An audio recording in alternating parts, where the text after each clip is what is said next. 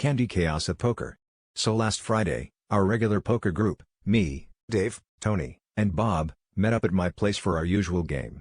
Nothing too fancy, just a couple of beers, some chips, and the promise of Dave telling the same story about his trip to Vegas for the 100th time. We'd barely dealt the first hand when Bob showed up late, carrying a suspiciously large bag from the candy store. He plopped it on the table and announced, "Fellas, tonight we play for something sweeter than money." At first, we thought he was joking, but Bob started distributing jelly beans as if they were high roller chips. Tony was skeptical. Can you even call someone's bluff with a handful of lemon lime?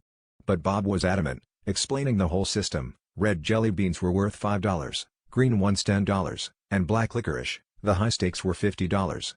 Dave, who's never met a snack he didn't like, was on board immediately, so we shrugged and played along. Things got weird real fast. Turns out, Bob had a real talent for jelly bean poker. By the third hand, he'd cleaned us all out of our red and green beans, and was stacking up a lopsided pile of black licorice like he was Scrooge McDuck but stickier. Then he started betting big. "I raise you 3 licorice and a mortgage payment." We laughed, but he just stared at us, dead serious, as he pushed a pile of licorice beans into the center.